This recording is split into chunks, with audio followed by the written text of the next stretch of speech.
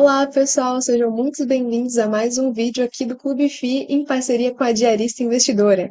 Esse é o terceiro vídeo de uma série de vídeos que a gente está fazendo analisando a carteira da Vera, a Diarista Investidora, e sugerindo algumas possíveis alterações e pontos de melhoria para lembrar que todo mundo, mesmo iniciante ou mesmo pessoa que já investe há algum tempo, sempre tem o que pode melhorar, trazendo então nossos insights de visão de mercado, análise de fundos imobiliários e debatendo também com a Vera com as questões do investidor, pessoa física, pessoa real, quais são as dúvidas que ela tem, as dificuldades e até mesmo as opiniões que ela tem a respeito de alguns fundos específicos e alguns segmentos.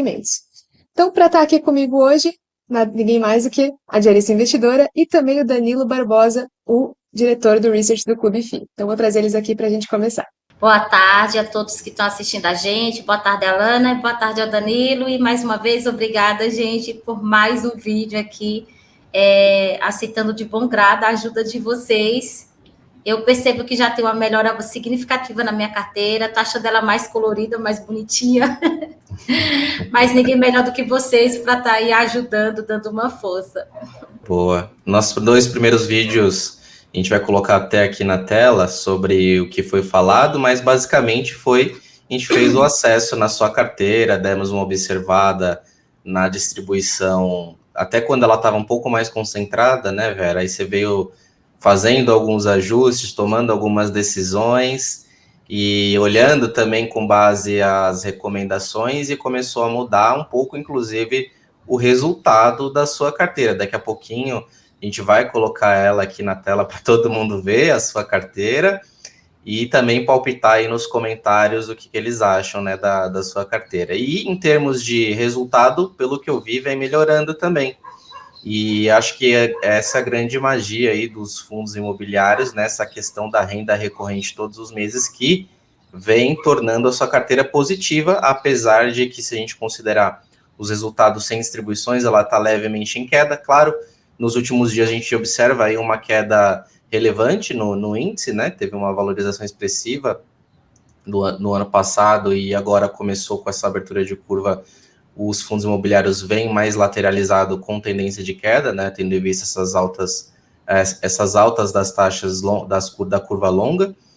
E só que no fim do dia você está com um resultado positivo ali de quase 5% desde que você começou, incluindo todos os dividendos. Então, tudo bem, tem muita coisa ainda olhando aqui para melhorar na carteira, mas eu vejo que está num excelente caminho aí que você está trilhando, nesse caminho da diversificação, que a gente pode chamar aqui, que estava no caminho da concentração, agora você está no caminho da diversificação. E melhoria também de ativos, né? A gente já vê que já não tem mais nada assim, eu estava até olhando aqui antes, nada aquela, assim, nossa, corram para as colinas como tinha antes alguns fundos que você fez em termos de trocas, né? E aí o que a gente tinha falado bastante, inclusive fazendo já o gancho para esse vídeo, foi sobre um segmento que você tinha bastante preconceito, eu queria que você falasse sobre, e que você estava em dúvida entre... receio, não preconceito. E que você fez ali até uma escolha, né, com base em algumas análises, e restou 2 fundos, e aí você resolveu investir em um desses fundos. Se você puder contar a sua experiência para a gente, para todo mundo também, né? Sim, Danilo. O setor que assim, eu jamais queria colocar novamente na minha carteira é o setor de lajes, né? Sempre deixei isso muito claro. Só que, aproveitando a dica de diversificação, eu tinha concentração de ativos na minha carteira com 17%. Vocês viram, isso já caiu um pouco. Se a gente der uma olhada, já caiu. E tá, então vamos lá, vamos dar uma diversificada. Esse setor vai entrar, mas agora que ativo. E aí eu fiquei em dúvida entre o HGRE e o TEP11. O HGRE tem bastante imóveis, é um ponto muito positivo, mas eu achei o dividend yield dele bem menor. O TEP, ele está com o dividend yield agora não recorrente, eu tenho consciência disso, porque ele fez uma venda com lucro e lucro vai parar no bolso dos cotistas. Mas ele tem uma pegada que eu gosto bastante, que é por exemplo, reformar imóveis classe B e vender e embolsar o lucro, né? Com isso, ele diminui a alavancagem, lucra, enfim. E aí eu escolhi o TEP, tem só 4 imóveis no momento, mas eu acredito que vai crescer. Certo, certo. É perfeito. Aí na sua análise sobre a estratégia, eu acho que você foi bem cirúrgica ali no que fala de estratégia dos fundos. Realmente o Telos tem essa estratégia de um pouco mais de giro de ativo, a tese do retrofit, né? O que é retrofit? Quando o fundo faz a compra, ele tem consequentemente, uma certa maioridade ali dentro do condomínio em termos de voto. Então, ele é majoritário, né? Como se fala em termos de percentual de participação dentro do fundo, e por isso que ele também tem menos ativos, né? E também é um fundo que é um pouco menor ali, se for em comparação com HGRE. E quando a gente olha em termos de classe, ele também olha mais para a classe B, porque ele quer justamente trazer esse expertise dele de melhorar o ativo em termos de classe. E aí você foi muito bem na parte do dividendo, né? Todo mundo acaba olhando, se eu estou comparando dois fundos que são meio parecidos, eu tenho que olhar aquele que me embolsa mais lucro? Sim, mas é a última análise. E apesar de você ter comentado como uma primeira análise, eu vi que você também fez todas as outras análises. Em termos de dividendo, realmente tem o Telos, um não recorrente da venda do condomínio São Luís, que foi uma venda recente, e uma estratégia justamente que foi executada em linha com a estratégia principal do fundo de melhorar e vender. Quando a gente olha a vacância, também importante, no Telos a vacância bem mais baixa em comparação ao HGRE, que tem uma tese bem diferente do Telos. O HGRE teve essa tese de retrofit ali no Martiniano, mas ele tem uma localização muito mais secundária em termos de ocupação. Ele é mais vago, né, em comparação ao Telos, porque no Telos a gente tem uma melhor localização, mesmo que os dois estejam olhando para a classe mais B. No caso do HGRE também é bem segmentado em termos de participação, tem prédios que ele tem maioria, 100%, tem prédios que ele tem menos que 50%, mas na maior parte também ele é majoritário. E quando a gente olha dividendo, o que às vezes não está muito na conta dos investidores é o resultado acumulado, que apesar do dividendo distribuído do Telos ter sido maior agora, o HGRE também tem um resultado acumulado importante. E quando a gente olha os últimos 12 meses, o dividendo é igual. Então, é muito comum os investidores acabarem olhando o dividendo, o último dividendo, até olhando se tem não recorrente ou não, mas não olhando num espectro um pouco mais longo, onde a gente olha 12 meses, onde o fundo já executou algumas estratégias de recebimento, né, de não recorrentes, né? Então, os dois ali têm não recorrentes dentro das suas últimas distribuições, e o dividendo é muito próximo de 8,5%, 9% nos últimos 12 meses.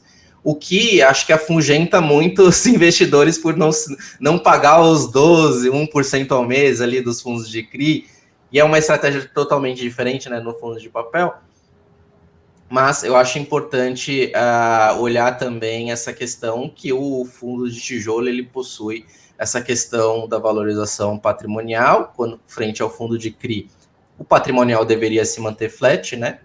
A gente tem uma questão de marcação, mas não deveria movimentar tanto. No caso do fundo do tijolo, imóveis bem localizados e uma estratégia mais ativa costumam valorizar mais do que a inflação, né? No papel é tudo muito bonito, né? Mas às vezes na prática você tem algum ciclo imobiliário que pode prejudicar a estratégia um pouco do gestor. Mas para só não ficar eu falando aqui o vídeo todo, quero que a Ana também comente. E você comprou o Telos, e depois a Vera pode comentar que comprou o Telos, e qual que foi o principal ponto ali, sem falar do dividendo, falar mais sobre localização, falar sobre esse tipo de estratégia. Queria que a Vera também comentasse. Manda aí, Lana. Mais algum ponto? Boa. Sim. Falando um pouco mais desse segmento, né? Porque realmente as lajes corporativas dentro do IFIX, se a gente olhar todos os segmentos, separar todos eles, recebíveis, separar shopping center, enfim, fundos de varejo. O de lajes corporativas está sempre ali um pouco atrás, então tá com o dividend yield ali um pouco abaixo e o PVP também bem abaixo da média do IFIX. Então é um segmento que está um pouco atrás. O que, por um lado, é o que às vezes afugenta as pessoas, cria um certo receio, né, Vera, de ver, pô, o fundo às vezes não paga muito, tem vacância, esse segmento parece que não anda. É aquela eterna tese de amanhã, né? Não, uma hora vai vir, uma hora vai vir. Mas, assim, realmente, enquanto não começou a caminhar e tracionar esse segmento, ele apresenta uma boa oportunidade de alocação como um percentual pequeno da carteira de diversificação para que no longo prazo, afinal a gente investe pelo longo prazo, uma hora esse segmento ele acompanhe o restante dos outros segmentos do IFIX. Afinal, a gente veio de um período aí bem conturbado de pandemia, né? Muitas empresas entregando escritórios, entregando grandes lajes, aumentou a vacância. Mas olhando segmentado nas principais regiões, principais centros corporativos do Brasil, que são aqui em São Paulo, e dentro de São Paulo, ali, o coração da Faria Lima, por exemplo, uma região que mesmo nos piores momentos da pandemia não teve tanta vacância, não teve tanta entrega de escritórios, e o preço segue sendo pressionado trimestre a trimestre, ou se mantém estável, ou até mesmo se eleva. Então, a gente ter fundos dentro de um segmento que às vezes não caminha tão bem quanto outros, é importante a gente selecionar aqueles que tenham os melhores ativos, porque a gente pode olhar o segmento como um todo, porque ele é uma média, mas a gente tem pequenos destaques ali dentro desse segmento. Eu vejo que esses fundos que você analisou são alguns deles, que têm boas gestoras, com estratégias diferentes, mas que se destacam ali dentro da sua, cada um dentro da sua estratégia. E então é um momento legal para você abrir uma posição dentro desse segmento que agora, pós-pandemia, tem começado, os números estão nos mostrando que tem voltado mais o trabalho presencial, mais uma pressão das empresas para que os funcionários voltem a ocupar seus escritórios. E as empresas não querem, então, ter um escritório em qualquer lugar. Principalmente empresas de setor financeiro querem estar no melhor CEP aqui da cidade, por exemplo, de São Paulo. Então, isso gera também um aumento da demanda e provavelmente um aumento de preço dos aluguéis, que se reflete em dinheiro no bolso do cotista daqueles que têm os fundos, que têm os imóveis nessas principais regiões. Então, acho que esse é o principal ponto. Dentro desse segmento, escolher os melhores fundos, que são aqueles que têm boas gestoras, alinhadas com o interesse do cotista, e também que tenham imóveis bem localizados, com um bom padrão construtivo e uma sustentabilidade dos dividendos. Porque mesmo tendo um não recorrente ali, o TAF, por exemplo, ele fez essa venda importante aí do condomínio São Luís, mas ele já adquiriu um condomínio na Faria Lima, já apresentou propostas de melhoria, que é abrir ali uma nova via, melhorar acesso, melhorar o tráfego. Então já tem um novo projeto para levar daqui para frente. Então teve esse não recorrente agora, o dividendo vai cair, mas ele já tem um novo projeto que pode ser que lá na frente, o próximo desinvestimento, com o mercado aquecido, é muito provável que aconteça, eles também consigam gerar mais não recorrentes. Então ter essa sustentabilidade de não só vender um ativo, distribuir o lucro e é isso aí, vai acabar com os ativos do fundo, não, eles estão sempre apresentando uma nova proposta de reciclagem e de manter esses investimentos ativos. Então, isso também é importante. Isso mesmo, Lana. E assim, o que eu pesquisei é que, por exemplo, o gestor, eles fazem o seguinte, né? Eles compram o edifício classe B, fazem melhoria nesses empreendimentos, abre vias... como eles falam, eles quebram o muro mesmo, quando tem essa possibilidade, abre acesso para Marginal Pinheiros, para ruas estratégicas. Então, com isso, eles melhoram a viabilidade de chegada e saída desses empreendimentos, o que, claro, chama a atenção, porque qualquer minuto que você ganha no trânsito de São Paulo é muito válido. Eles também aproveitam espaços, por exemplo, que antes não eram monetizados dentro do prédio, eles aproveitam, se der para pôr um café, eles põem um espaço, enfim. Então, eu até lembrei, né, dos espaços do shopping, porque a gente vai um mês no shopping, o corredor está vazio. Aí a gente, no outro mês, a gente vem, tem lá um quiosque de alguma empresa, porque eles resolveram rentabilizar aqueles metros quadrados ali, que antes não trazia receita, não gerava receita. E também eu vi que tanto o HGRE como o TEP, eles têm aquela tese de, a cada fechamento de semestre, distribuir ali o que sobrou, né, do lucro, que é obrigatória, pelo menos a cada 6 meses, distribuir 95% do lucro caixa líquido, e que a cada fechamento de semestre, tanto o HGRE como o TEP, me corrijam se eu estou errada, eles têm essa tese de distribuir um pouquinho a mais, que é justamente o que ficou ali no fechamento do semestre. Mas realmente a gestão do TEP me chamou a atenção, e também nesse momento, se eu não me engano, a vacância está zerada com essas estratégias deles. Ah, e outro Legal. ponto, como a cota está conseguindo se manter valorizando, então fica melhor para o fundo emitir, possivelmente, se eles quiserem, fazer uma emissão de cotas, porque não vai ser aí abaixo, tão abaixo do valor, para crescer mais. Muito bom. E um ponto que a gente não falou, que foi sobre a alavancagem, né? Desses fundos esse fundo que você escolheu, ele praticamente ele é muito pouco alavancado. Mas mesmo que ele tivesse alguma alavancagem, ele tem ali o preço mais próximo do valor patrimonial, como você mencionou. E isso é trigger, e trigger da Faria Lima é divisor de águas para você fazer uma emissão ou não. Então, claro, a gente tem observado algumas aberrações de emissão de cotas muito abaixo do valor patrimonial, mas o mercado ele vem respondendo de maneira dura quanto a essas emissões que não são tão vantajosas assim para o cotista. E eu queria que a Alana colocasse na tela aí a sua carteira, e eu estou olhando aqui que você comprou o Telos e a cotação caiu um pouquinho. Eu não sei isso te gerou uma insegurança, como é que foi? Porque você comprou no momento que as cotações, de maneira geral, estavam em queda. Então, é natural que caia um pouco. Aí, comenta um pouquinho sobre. Então, eu comprei, não estava tão barato não, viu? Depois que eu comprei que caiu. Poderia ter deixado para comprar depois, né? Mas eu comprei quanto que ele estava? Cadê ele? Tá aqui, tadinho. Você comprou, se não me engano, às 94,48, né? O meu preço médio agora, porque eu já fiz 2 compras. Eu comprei 2 cotas, Tá. depois eu comprei mais 4. Aí o meu preço médio, acho que deu uma subidinha. Foi, porque a primeira compra acho que foi mais em conta. Não lembro, eu sei que o meu preço médio agora é 94,48. E agora ele está para 94,5. Se tivesse dinheiro para comprar agora, seria bom diminuir o preço médio. A gente fica de spoiler por próximo vídeo, a gente comentar sobre essa questão de comprou e caiu, e a gente falar um pouco também sobre o momento atual de mercado, que é muito natural acontecer isso, porque as cotas Muitos estão ativos em despontaram. baixa.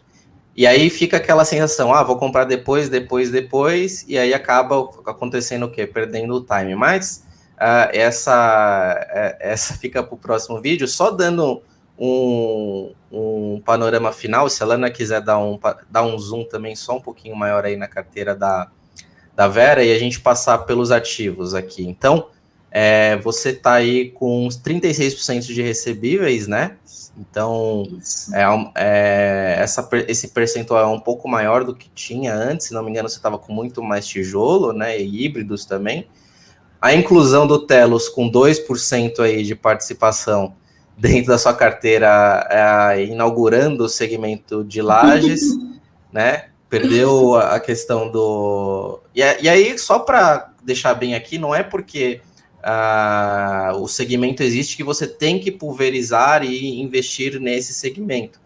A gente olha muito mais a estratégia e para as pessoas que estão assistindo não confundirem que, existe o segmento residencial, eu tenho que investir no segmento residencial para diversificar a minha carteira.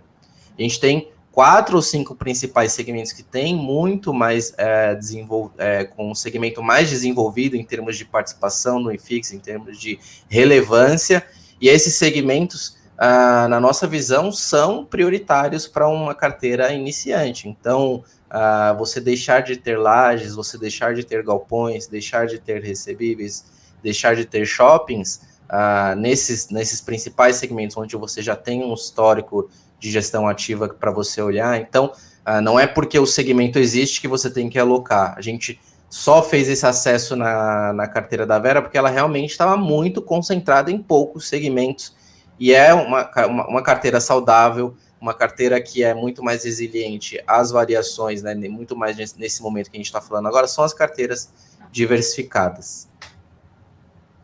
Sim, com certeza. Melhorou sim, bastante. Muito. Boa. Eu tinha Boa. ativo que estava 17%.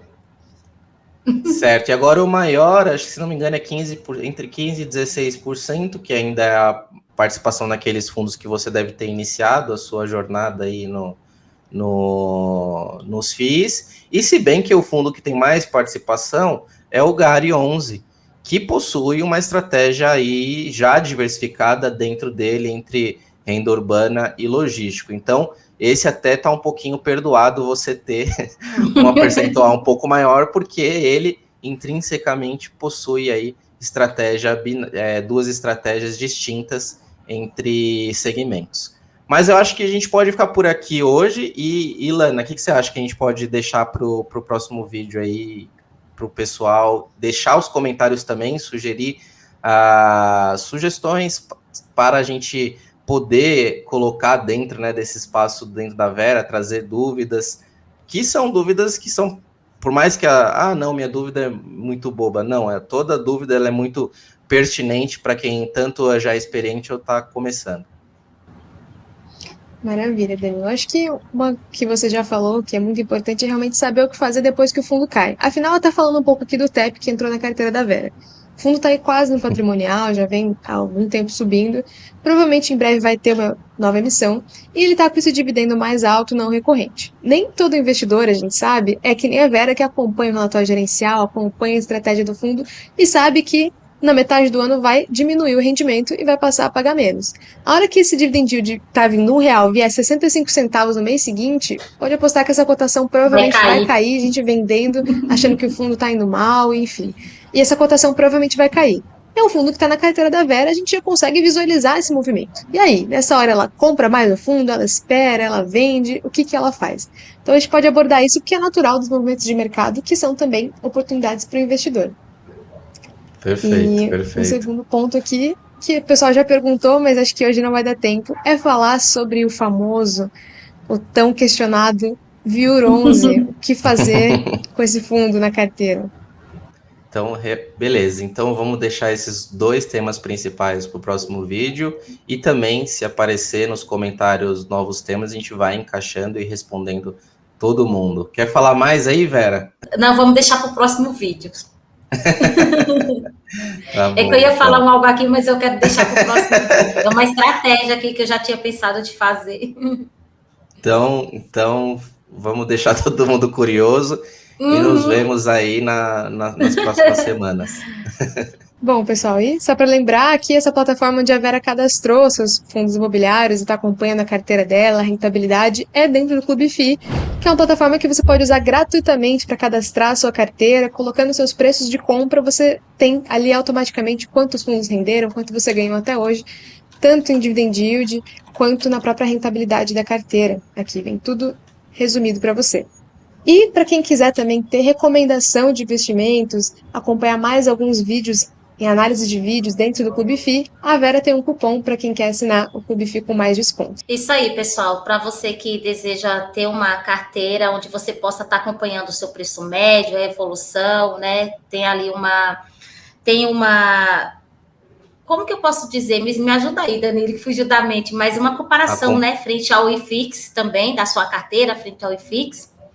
E é gratuito, mas se você quiser ter algumas ferramentas, né, que vão ajudar a fazer melhores investimentos, como carteiras recomendadas, como também análise, então tem um cupom de desconto para quem quiser aí assinar a plataforma e ter mais recursos, né, avançados para estar gerindo melhor a sua carteira de investimentos. E tem cupom, né, com link de desconto na descrição. Beleza. E exatamente, além de ter mais ferramentas desbloqueadas aí do clube, ter acesso a todo o research, a gente inaugurou recentemente o vídeo análises, que faz as análises dos relatórios em vídeo, para você que talvez não tenha tanto tempo para ficar lendo, né, ali os documentos, nós fazemos as análises também em vídeo. Mais alguma coisa? Até a próxima. Vamos deixar para o próximo. Tá bom. Então, até a próxima. Um grande abraço. Tchau. Até a próxima, gente. Ana e Danilo, muito obrigada.